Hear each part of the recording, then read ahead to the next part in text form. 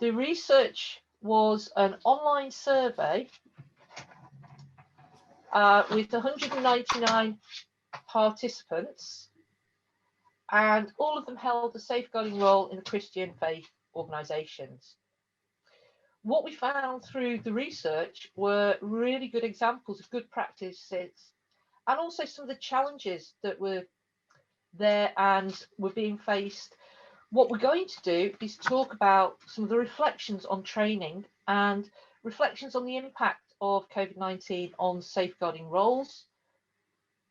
Importantly, we're going to identify as well some of the key challenges associated with the easing of lockdown and some of the challenges that people feel as they come back together. And there's some important messages there that I think are worthy of discussion and worthy of further exploration. So I'm going to hand over to Lisa to take you through the key findings.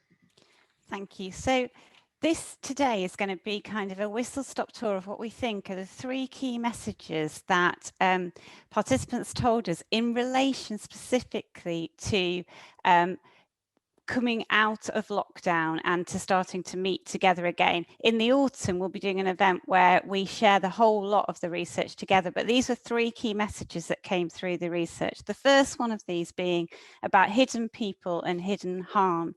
So obviously, lockdown has resulted in a lack of contact with many that churches, Christian organisations and other organisations have been previously connected to. And so there have been concerns about reconnection, so having to rebuild trust in people that you had built relationships and trust with over a long period of time.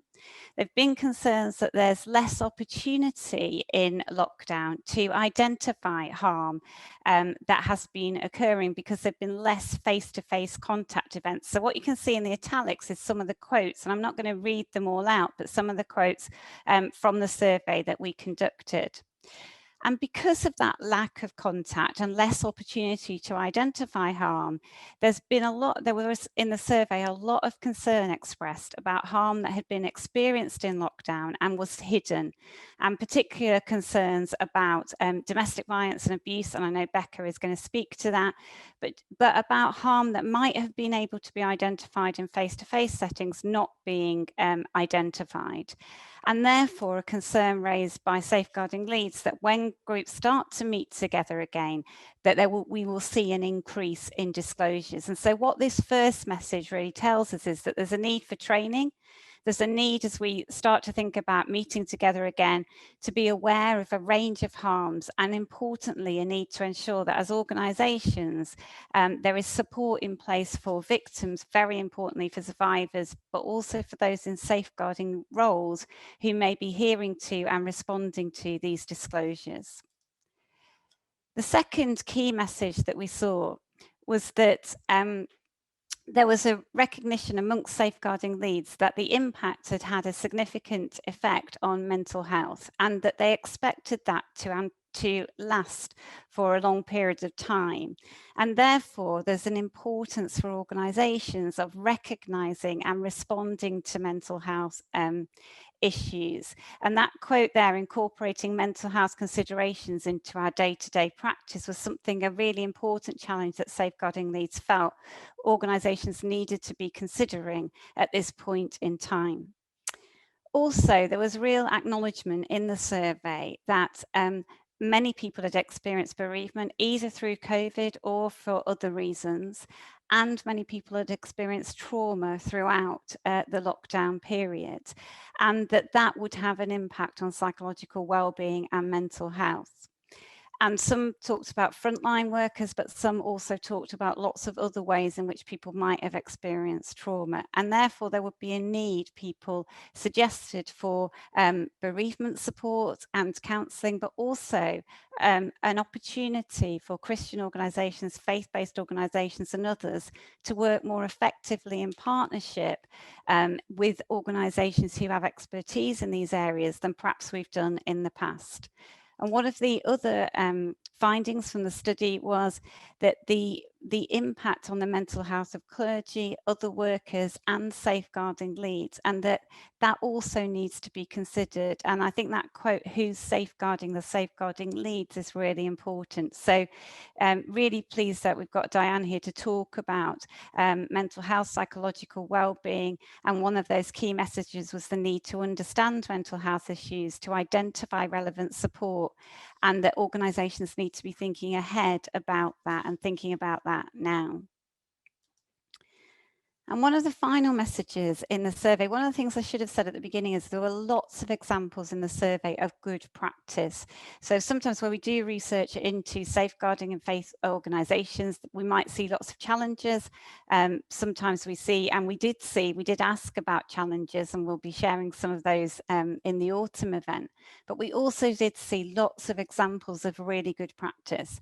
And one of those was the speed with which churches and Christian organisations responded to the pandemic, and how quickly and successfully many people put provision online. People were honest that that wasn't the answer to everything, and that things were challenging in that, but also that people are missing because not everybody was able to engage in that.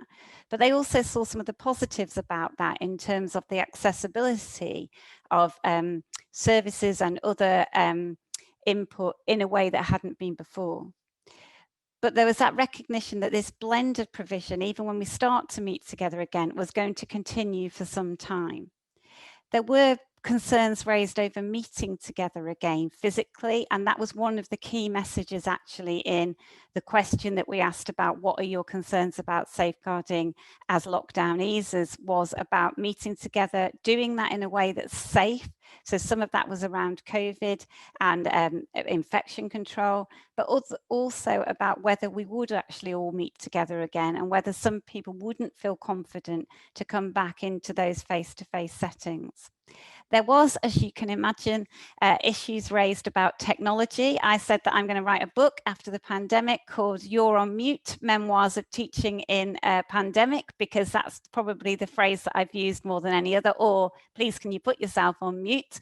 But in the survey, people told us about the challenges of technology, internet running out, etc. And just some of the practical things around that kind of online delivery that we anticipate will continue. But importantly, I think for this event, people also raised the challenges of safeguarding online. So firstly, how do we run online events in a way that is safe, in a way that safeguards the people that attend? But also, how do we safeguard people who have joined communities and we may not ever actually meet them face to face?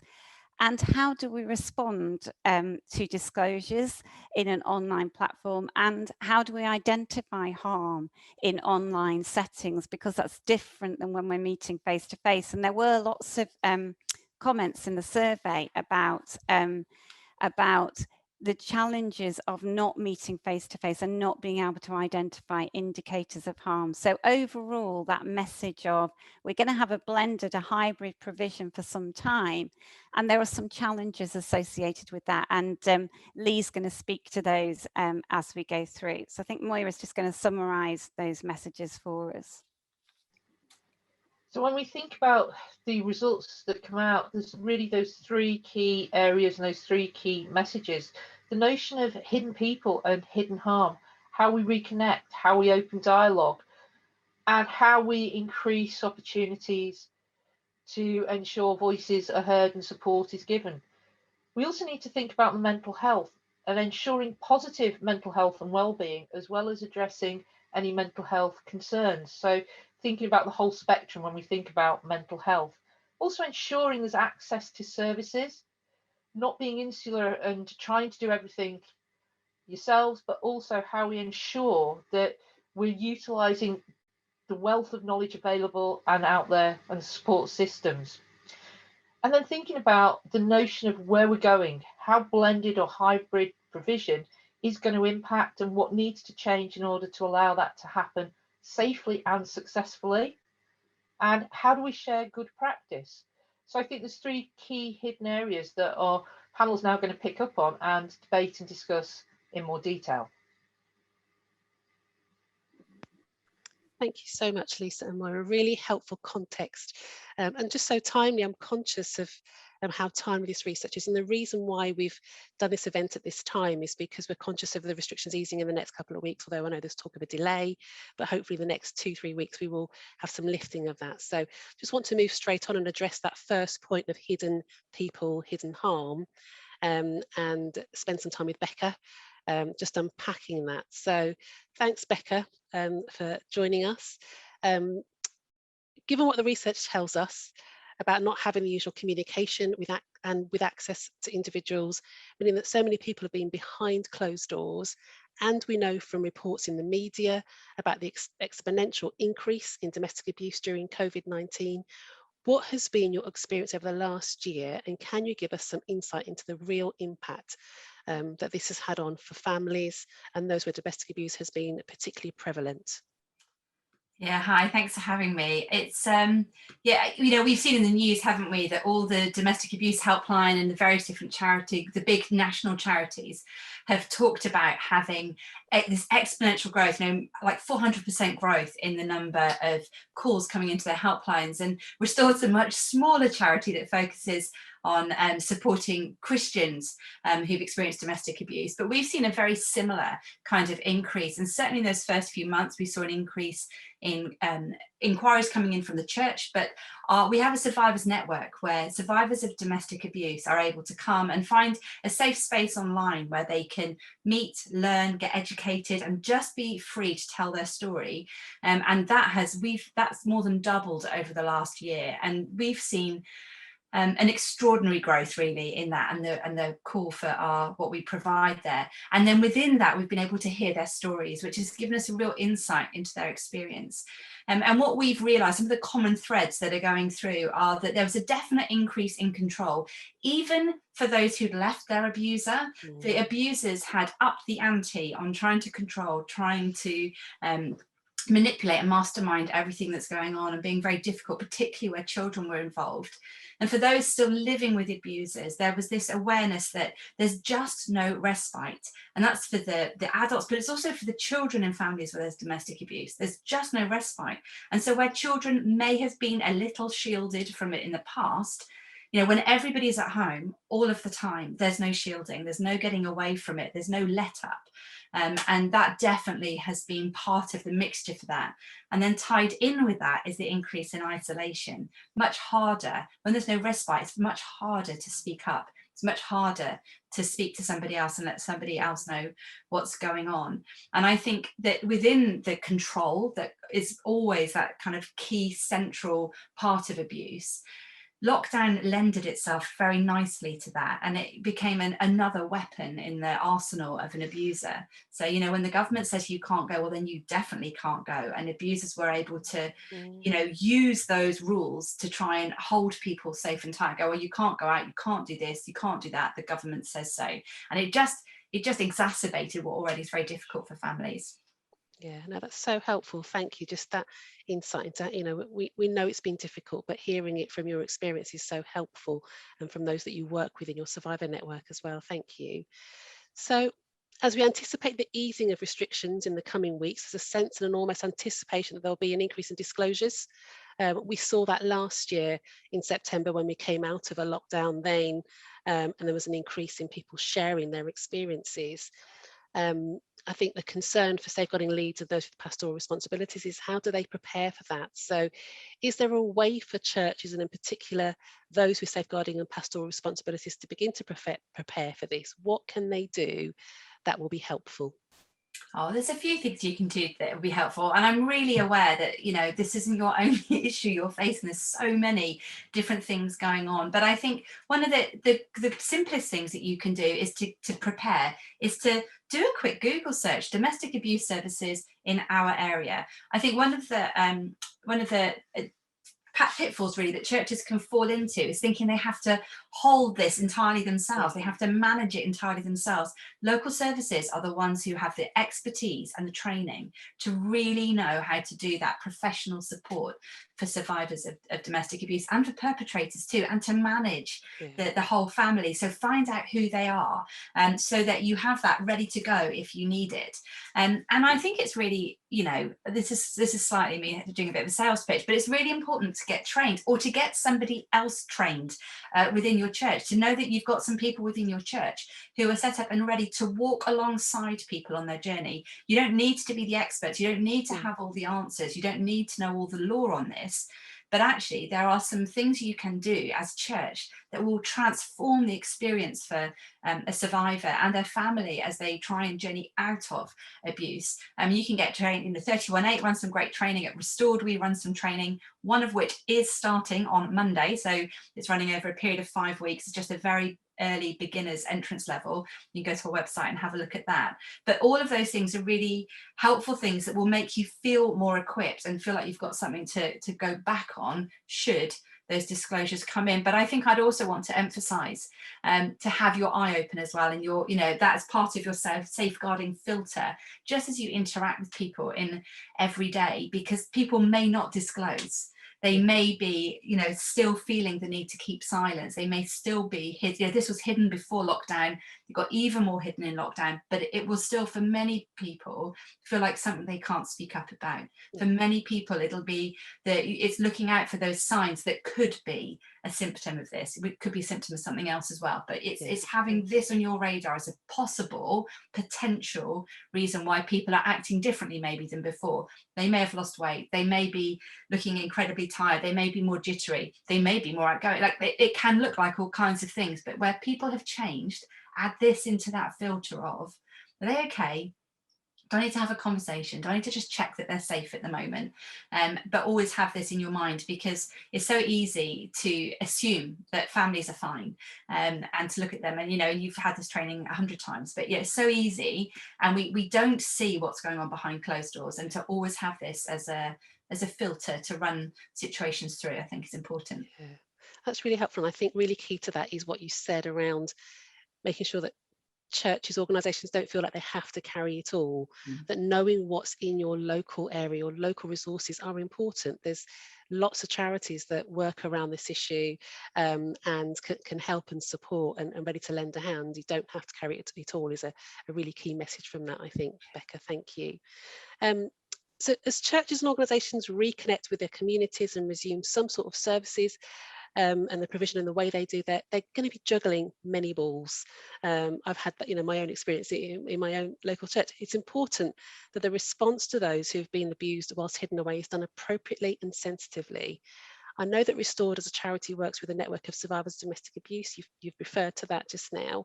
Can you give us some insight into the survivor experience when engaging with church and faith communities, and perhaps give a few examples of a helpful response, just to give safeguarding leads, pastoral workers a heads up? Yeah, of course. Yeah, the truth is, it's one of those things where, you know, as we speak to survivors, they've all had very different responses from local church, some of which have been absolutely fantastic. You know, churches that have come alongside, churches that have helped them find a home, churches that have helped them to manage all the, you know, the myriad of different things that they have to organize and get straight as they get through getting free from an abuser.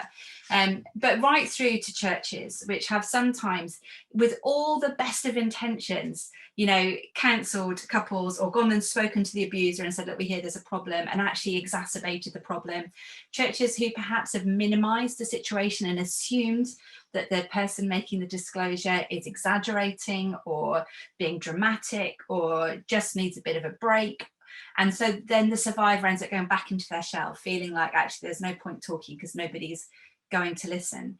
And I think some of the best ways that churches are able to respond is by really listening, not assuming that you have answers, not assuming that you know what's going on, but by really, really listening to what is coming out, and then helping with, you know, we always say you don't need to be the expert, but you like, as church, we should be family. As church, we should journey together through the highs and the lows.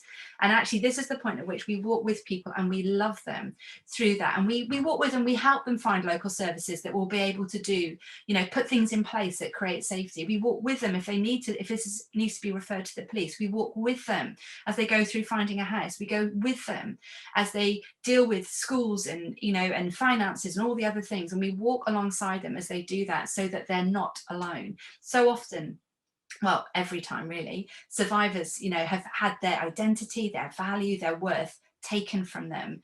And what we can do, you know, as church, what we're ideally placed to do is to give those things back, to say, here, we'll give you back your value, we'll help you work out who you are again, we'll walk alongside you, we'll help you realize you can trust other people in your life, and we'll be there. And it can be really practical little things, you know, as simple as, you know, fitting out a kitchen, getting some bedding, or, you know, it can be little things like that, but it can be as simple as a cup of tea and a listening ear and helping people to work out where they're going next. But always, I think the key thing is for people who've experienced and been subjected to abuse, they've been disempowered, they've been controlled. And one of the key things that you can do is to give them back control and empower them. So help them with information, help them with education, help them with options, but fundamentally help them learn how to make decisions in their own life again. It can be very tempting to want to tell everybody what to do. And there are some safeguarding situations where obviously we do just need to step in and report. But where that isn't the case, actually the most powerful thing we can do is to help survivors to find their feet, find their independence, and learn how to make their own decisions again. Yeah, brilliant. Oh my gosh, thank you so much. So helpful. Like, some real nuggets there. And just, you know, yeah, brilliant. Thank you. Want to move on, and very conscious of time. So gonna move on to Diane, and we're going to unpack the whole thinking around mental health and some links with safeguarding and how that's played out over the last kind of 12 months in particular. And I'm very conscious that whilst, you know, there was, you know, jokes about cake baking and everything else in the early pandemic and bread making, and whilst many people have embraced the restrictions, there's a real contrasting story, isn't there? And we're hearing in every corner of society that people's mental health and emotional well-being, both adults and children, has been severely impacted. The research has highlighted that safeguarding leads have been reflecting on how to incorporate, I think Lisa and Moira shared this, incorporate mental health considerations into day-to-day practice within their churches and faith-based organisations. Participants noted that need to prepare to be able to support people with mental health. So Diane, can you give us any insight into what this might look like? How can churches and faith-based organisations incorporate mental health considerations into their day-to-day practice?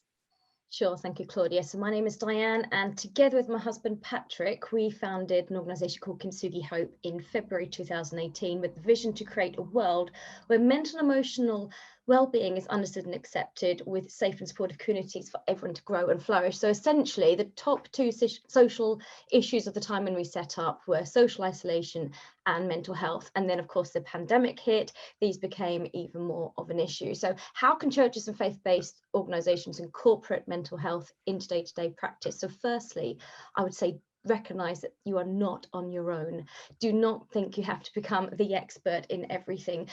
It's, as Bekah said from Restored, it's partnering and working with the experts. It's Googling and seeing what's available. Use the 318 helpline. It's listening, it's accepting, it's not judging. All those things that Bekah said just go across all spheres. So other things you can do practically in terms of running a church would be to pray about mental health issues in your intercessory prayers, not just on the awareness days or the awareness weekends, but all through the year. It's when preaching, talking about the emotions that the characters themselves in scriptures would have been feeling and how they brought these emotions to God, because even then mental health issues were relevant. And there's loads of information that if you need, we could forward on to you, and you could even research them yourselves.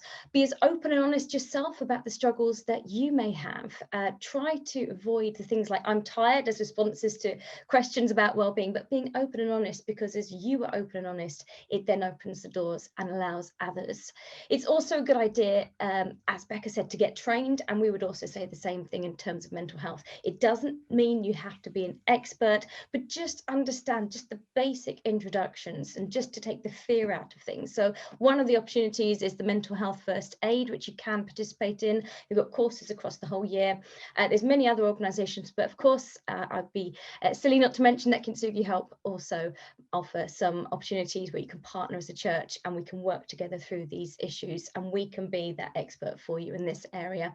And you can train up group leaders to run wellbeing groups in your local communities. Yeah, brilliant. Thank you so much. I guess for me, my experience is in all things, preparation is the key. What do you think are some of the barriers to having an effective mental health strategy or response within the church?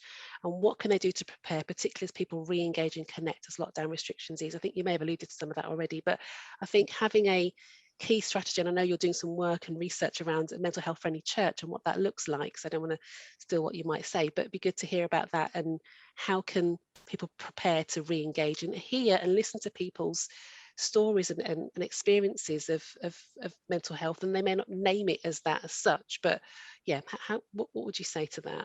So as you say, we're about to be doing some research on that, and you're welcome to look online. There may even be something come in the chat from my colleague Jess about an event that we're running on the 30th of June about this very thing, mental health friendly church. What does that mean? What is it like now? How can we improve? What are the gaps, that kind of thing, and then how can we fill them? But just small things as well, barriers you mentioned. A lot of it, I think, in our understanding, is the fear generally of the term mental health and what it means. And I know and I'm very aware that just a sleepless night is a mental health issue, and there's a lot of confusion between mental health and mental illness.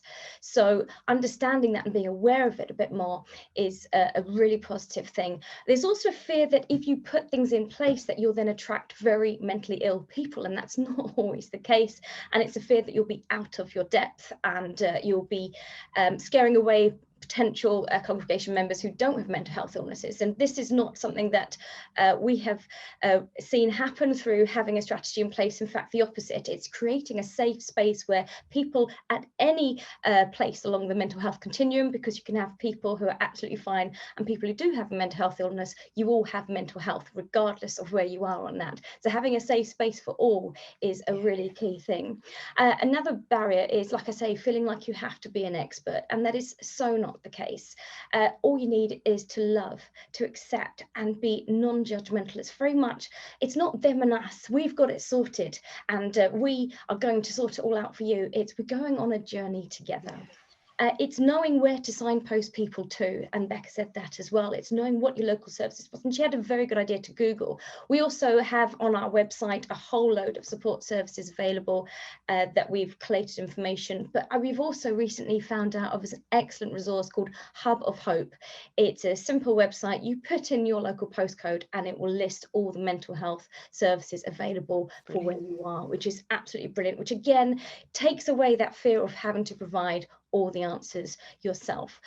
Many people are themselves concerned because they are also struggling, and it may be secretly as well. Maybe they may be on medication for anxiety or depression, and so they feel, because I am in that space, I'm not able to lead others, which is absolutely not the case. We're all going on our journey together, and wherever we are, it's okay. Not staying there, not saying it's okay to stay there, but it's okay to not be okay. So it's knowing that we can improve.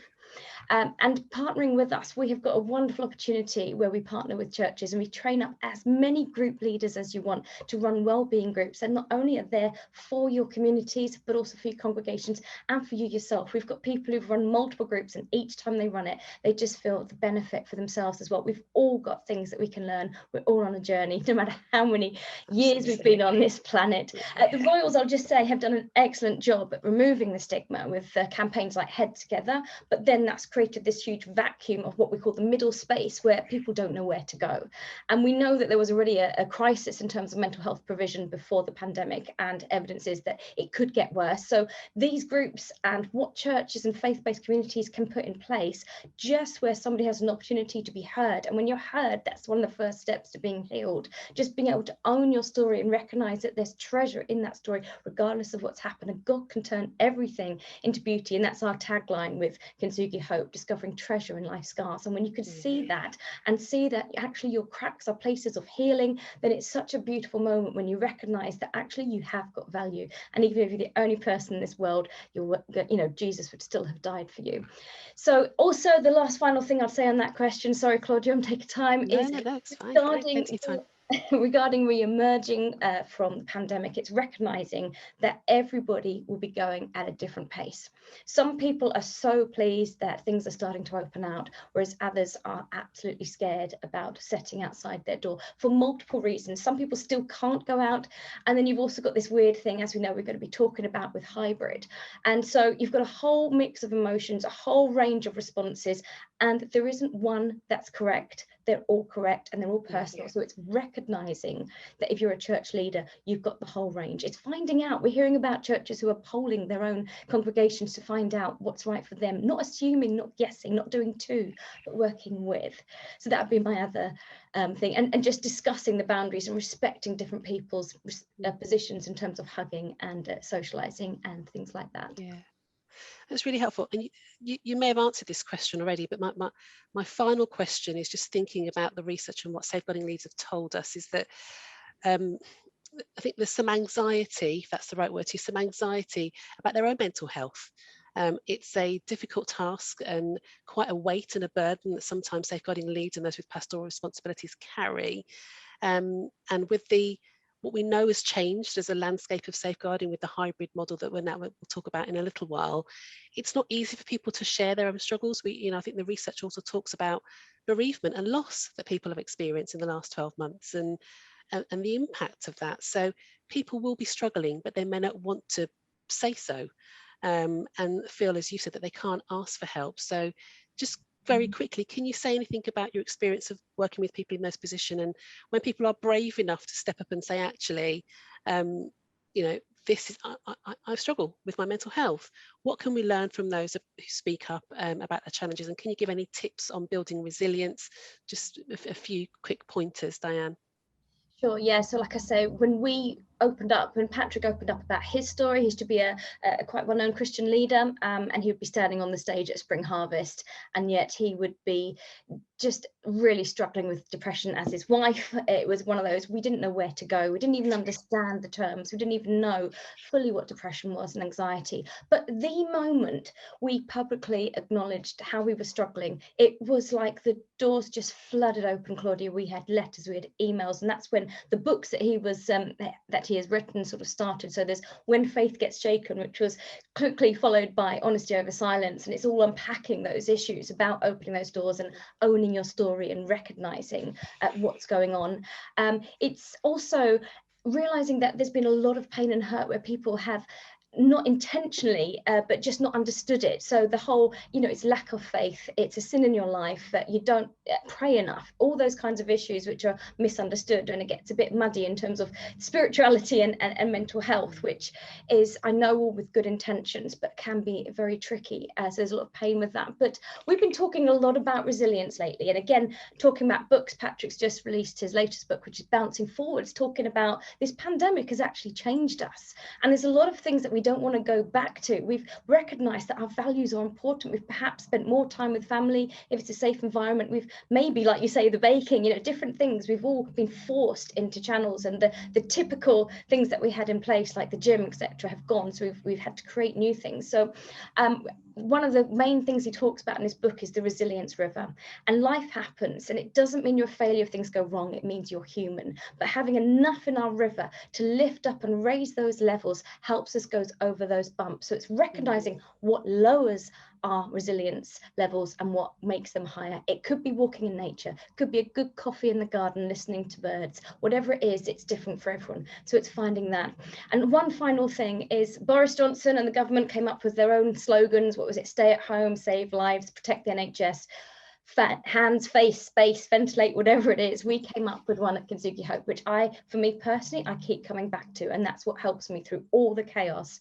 And it's simple. It's go gently, be kind, and stay connected. Fabulous. Thank you so much, Diane. Really helpful. We'll capture all this, and I can see lots of activity going on in the chat as well, so that's great. I'm going to move on to talk about hybrid church and online, kind of the online safeguarding issues and practicalities, and just connect with Lee now. Lee, are you there? I am indeed. Hi. Fabulous. Hi. So, if the pandemic has taught us anything, we know that it's taught us that we can do things differently, practically overnight, I think, or in a very short space of time. Churches and organisations transformed the way that they did things, the way that they engaged with their church communities, their staff, whatever it might be. Thinking about that specifically, what have been the key safeguarding implications with this shift to kind of online, church online, organisations having to work online? What would you say to that, Lee? Sure. We've already reflected on the hidden harm issue, hidden people, hidden harm. We might think, though, that even where those people are hidden, because there will have been in your church experience, like mine, those regulars who join online and those who don't join online at all, or at least in that visible sense, in the chat section in your live stream, be it on YouTube or Facebook.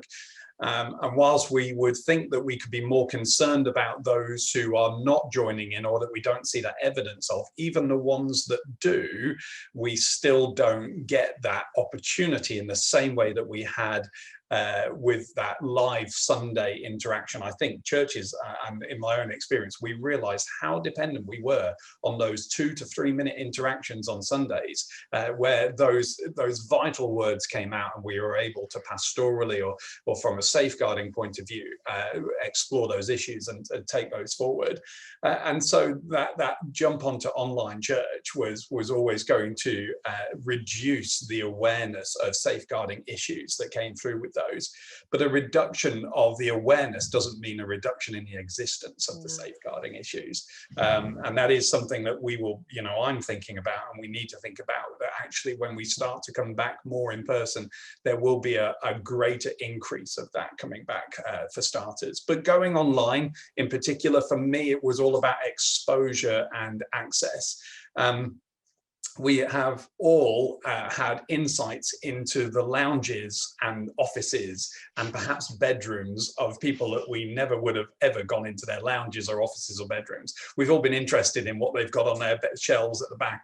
Unless you've got a virtual background of an intelligent looking bookshelf, it's just been what's there, whether it be the washing hanging up or something else like that. And exposure and access, therefore, has actually made acceptable digital communication, whereas previously it wasn't the norm. If you were doing youth work and children's work particularly, but also with adults with care and support needs, the majority of that interaction would have been in person. It would have been in a public space as well.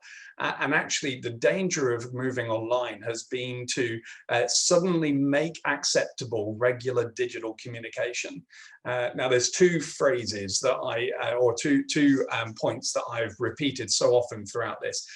For me, in my view, a text message is the digital equivalent of being in a room on your own with someone else when nobody else is around.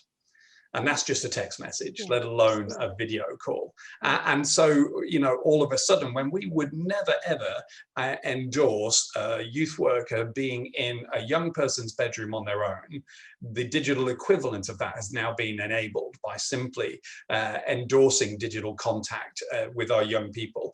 And so what has been necessary, or at least is needed with these, is the implications for needing policy and practice guidance for workers who've never worked in the majority in this way before, compared to whereas it was in minority before that as well, when you would need to make that contact with someone.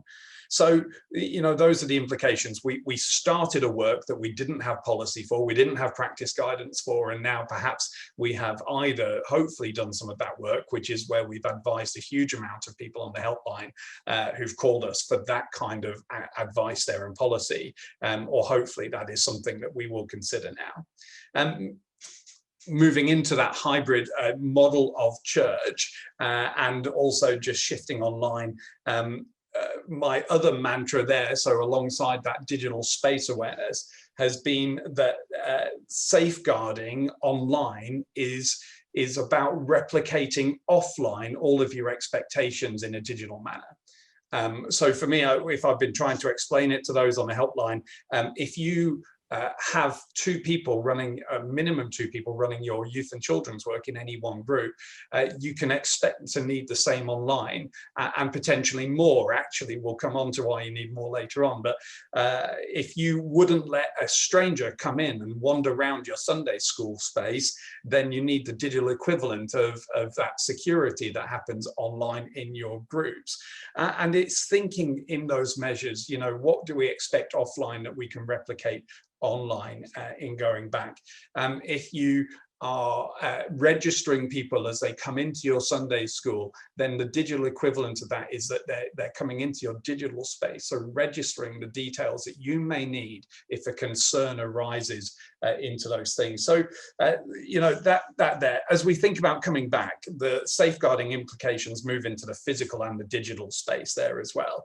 And lots of churches will continue to stream. We stream via Facebook and YouTube, so we're a one-way stream. We haven't been using Zoom in our main thing. So I'm just a couple of points to that as well.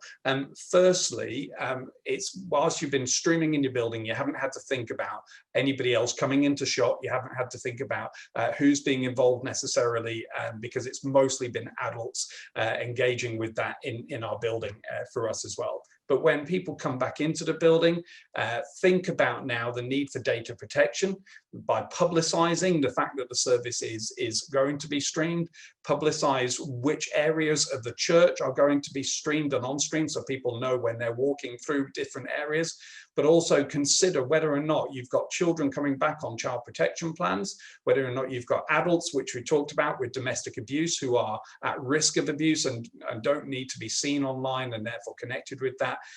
So consider the consent that you need for children to be involved when it's being streamed, and be deliberate about how that is being used there as well. So when you think about streaming your services, have a look at the Information Commissioner's Office information about that kind of data that's being shared. Really helpful, really practical, Lee. Thank you so much. Talk to the others about the fact that restrictions, we're anticipating restrictions lifting now, and that return to in-person meetings. I think you've referred to that. And we're hearing, we're calling it the hybrid church. It seems to be the buzzword, the hybrid model of church going forward.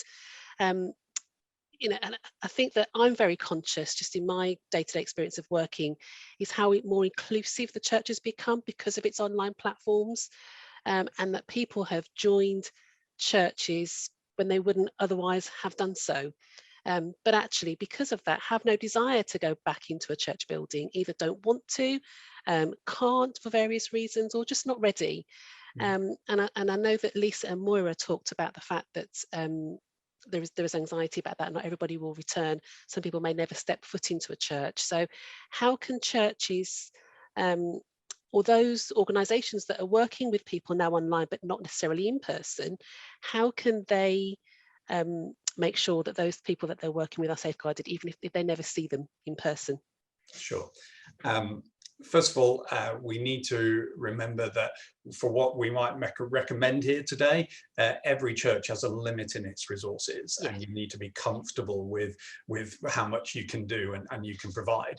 And that may also have an impact upon what you choose to try and do as well. Don't try and do more than you can achieve when it comes to that. But I want to come back to my point about replicating safeguarding principles in an online setting. And we may consider other aspects which can help engage with and protect those who engage online. So first of all, it's that public safeguarding message that needs to be broadcast in different ways. If you are streaming directly online, the likelihood of somebody sharing in a public chat that they have a safeguarding issue is probably low. It may be that they may direct message you, but also enabling someone to do that is about their awareness that you can help in that situation, that you can actually respond to that. So publicizing the ways people can get in touch, access points is a key word, really, a key phrase for that. How can people access the kind of confidential support that they need in order to share those concerns? So being verbally public about your safeguarding commitment in your online services, being digitally public about that. So make sure that your banner head or your description in your social media pages on your website, make sure that there's a clear route and a clear message that you have safeguarding on your agenda and how people can get in touch with those as well. So are you communicating it in ways in which people can raise their concerns when they aren't there in person? So, you know, what's the digital equivalent of that 2 to 3 minute ability to speak to someone, and how can you do that? Digital welcome is another one of those things. Again, replicating offline to online. When somebody attends your church in person, you would have a steward there right on the door, somebody who they recognize to be a point of contact, so that if they're not sure about going to the senior minister, or they're busy, or somebody else, there's at least one person there that they've met on their way in who they know that they belong to this organization. There's somebody I can speak to get some help. What's the digital equivalent that you have of that, to be able to engage with the people who aren't ever going to attend your building? If someone PMs your church social media page, who's that message going to? You know, who's going to receive that, and are they equipped to be able to handle that, hand that on, pass that on? So is your administrator probably the person who's going to receive that message, or your social media coordinator? Are they aware of how they should be passing on any sort of safeguarding concerns there as well? Gathering data for digital shepherding is another phrase that I would use. So often we only get people's data for things like mailing lists, but this will change if we want to build a relationship with them. So again, think about access points for them to share their data beyond an email address. Think about ways in which they can get in touch with you, so that the data that you have upon them, and this is coming back to responding to concerns that are shared online. If you have data that is relevant to a person to share a safeguarding need, such as where they live, a postcode, you're able to then communicate that to the relevant statutory agencies there as well. It was raised earlier, just wanted to respond to that. I didn't have that in my notes, but responding to disclosures in an online platform, how do you do that? Again, thinking about, let's take a young person's context for a moment. Think about how you would deal with a concern in a youth setting, and replicate the ability for a young person that you may take them to one side during a meeting. That means you need more than 2 leaders in order to be there in your online group, to be able to siphon them off to a chat room where 2 leaders can be present to talk that through. But it may be that you offer a space after the setting. So again, leaders need to be prepared for that, and you need to have 2 leaders in those rooms, so that you know that's good practice. Just think about that way to replicate offline, the ability to communicate offline a concern there as well. Yeah, no, really helpful, practical again. I was going to ask you one final question. I think you may have answered it, but I'll ask it, and if you've got anything final you want to add to that, which is, I think there's a sense for those with safeguarding and pastoral responsibilities that they're going to feel a little bit overwhelmed returning to church, returning to their physical spaces, but also having to think about the online spaces. It almost feels like double the workload, and trying to navigate that can feel a little bit daunting. And that's certainly something that people have referred to in the research. Is there any advice you can give to this in addition to what you've shared already? Just probably one line or two, because I'm also conscious of time. I don't realise I've gone over time. So all I would say is call us on the helpline. Don't start from scratch. Don't panic over your policy. We have model policies, we have guidance documents, we can refer you to resources. Much of your work is already done in your current safeguarding expectations. So there's no need to write a whole new policy, but adding online content to that is really important, and guidelines. But we do have a great deal of that already there. So give us a shout on the helpline, and we'd be glad to help you. I'm on there Mondays and Tuesdays, but my other colleagues, Teresa and Ian, are both equally equipped to be able to resource you with those things that you need. Fabulous. Thank you. Brilliant. I mean, gosh, it just feels like we could spend an hour talking about each one of those areas, and that's just the highlights of the research. The research covers so much more than we're sharing today. I don't know, hadn't planned this and don't want to put anyone on the spot, but Moira and Lisa, I don't know whether you want to pick up on any of the issues that have been shared or add to anything before I wrap up and kind of just give people some ideas of what we're proposed to do next and where we're going with all of this. Anything Moira I think or one Lisa of the wants things, to say? yeah, I think one of the things that we would say in our sort of reflections, and as you said, there is so much more in the research which we will be sharing, but there are some examples of good practice, but also there are lots of organisations and there are lots of resources that can help with this. So I think that message that pretty much everybody gave about don't try to do all this on your own is really important, because actually if we want to do this well, we need to be partnering with organisations that can help us to do this well. So I think that would be my message, would be, you know, look at all these resources, look at what's out there, look at what's in your local context, get to know that, get to have those conversations with partners ahead of time, so that makes it easier when you need to go to places to ask for information. I don't know whether Moira's got anything to add to that. I think that's one of the critical messages, is nobody has to do this on their own, and there are services out there and there are experts out there that you can draw on, and I think that's really, really critical. Yeah, thank you. Brilliant. So I'm just going to share where we go from here, really. What's next? Hopefully I shared that. Can you see that? What's next? So we're hoping, Lisa talked at the very beginning about another event in the autumn. So we're hoping to do something in the autumn and linking that to our Safeguarding Sunday on the 10th of October. So if you're not aware of Safeguarding Sunday, I think Kathy, my colleague, might post that into the chat thread as well, so you can see what that's all about. And we already have at 31A, as does some of the organisations here, Restored and Kintsugi Hope, have a breadth of resources, training, support on offer. But we know that the last 12 months has changed the way we have to do that. And one of the things that we haven't shared today, but I'm conscious is in the research, is about the whole blended approach to learning. So we want to think about that. We want to review and refresh our training courses, our offer, support, and the way that we connect with safeguarding leads is going to be really key going forward. So they know that you know, it's that thing about not having to do it by themselves. There is somebody and people there, organisations there that can support them. Lisa made that really valid point about models of good practice. We sometimes forget to share those things, don't we? And they're really important because there is lots of good work. And I'm very conscious of organisations, churches that have done some fabulous work over the last 12 months, done it really well, have really supported their communities, have really connected with the most vulnerable people. And we want to explore how to share models of good practice and help safeguarding leads to network and connect with each other for mutual support. So we've talked about what that might look like. Is that some kind of safeguarding leads forum, regional, nationally, locally, whatever that might look like? We don't know.